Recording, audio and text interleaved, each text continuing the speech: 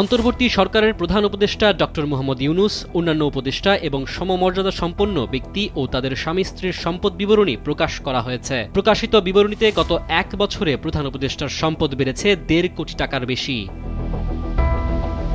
মঙ্গলবার মন্ত্রিপরিষদ বিভাগ থেকে এক প্রজ্ঞাপনে বলা হয়েছে, মন্ত্রিপরিষদ বিভাগ থেকে ২০২৪ সালের ১ অক্টোবর জারি করা প্রজ্ঞাপন অনুযায়ী অন্তর্বর্তী সরকারের উপদেষ্টা এবং সমমর্যাদা সম্পন্ন ব্যক্তি ও তাদের স্বামী স্ত্রীর ২০২৪ সালের ৩০ জুন এবং ২০২৫ সালের ৩০ জুনের সম্পদ বিবরণী প্রকাশ করা হয়েছে।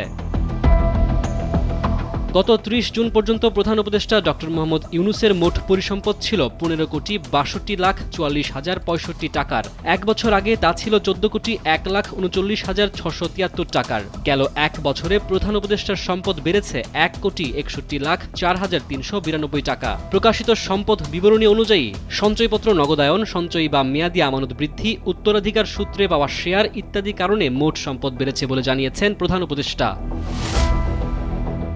একই সঙ্গে প্রধান উপদেষ্টার স্ত্রী আফরোজা ইউনূসের সম্পদের পরিমাণও প্রকাশ করা হয়েছে। বিবরণী অনুযায়ী আফরোজা ইউনূসের মোট সম্পদ ১,৬৭,৬৩,৩০৭ টাকার, যা আগের অর্থ বছরে ছিল ২,১১,৭৭,২৭৪ টাকার। সে হিসেবে এক বছরে তার সম্পদ কমেছে ৮৪,১৩,৯১৪ টাকা। আয়কর আইন অনুযায়ী একজন করদাতার মালিকানাধীন স্থাবর, অস্থাবর, আর্থিক ও মূলধনী সম্পত্তির সমষ্টি হল পরিসম্পদ।